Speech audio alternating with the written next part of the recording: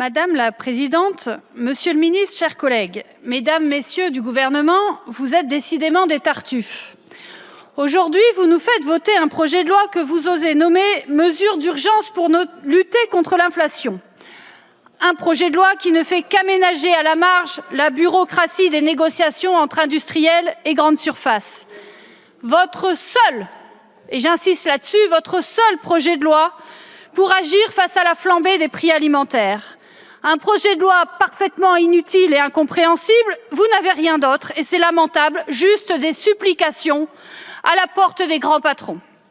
Dans votre nouveau projet de loi, vous, les tartuffes, soutenez l'idée parfaitement absurde quand on y réfléchit un peu, avancer la date des négociations commerciales entre distribution et industriels pour soi-disant faire baisser les prix plus vite. Je ne sais pas si vous me suivez, en faisant une hypothèse, les prix seraient en train de baisser.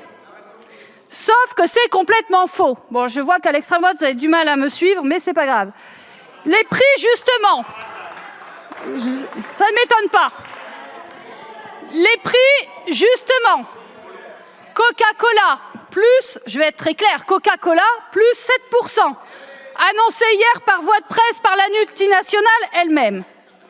Mais aussi, d'après le porte-parole d'une grande enseigne, Mondelez, grande marque américaine de biscuits et de chocolat, plus 15%.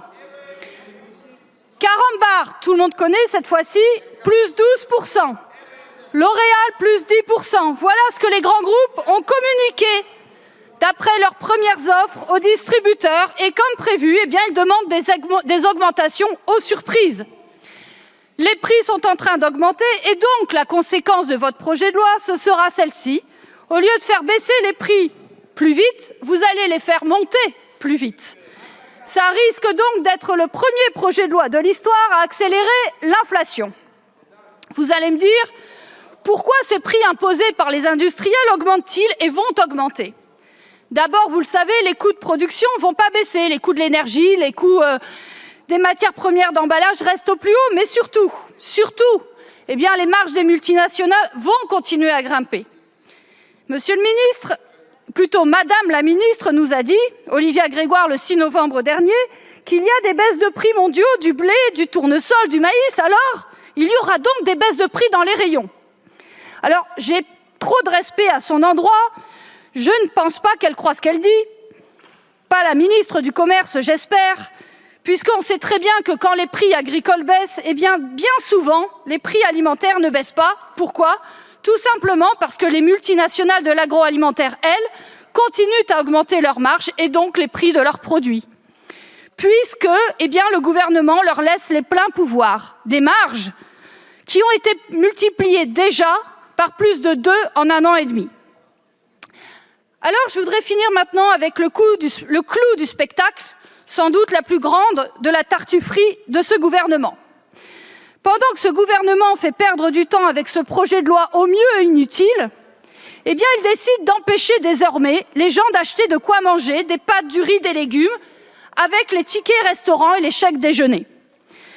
Alors certes, ils pourront s'acheter, il est vrai, un mauvais sandwich Sodebo, mais pas des produits de base sains et moins chers. Ceci, à l'heure où le pays a faim, à l'heure où une personne sur 3 déclare sauter des repas faute d'argent, et puis alors ça arrive le même jour que la sortie du rapport du Secours catholique qui nous apprend ceci, que le niveau de vie des plus précaires de ce pays a chuté de 8% en 1 an.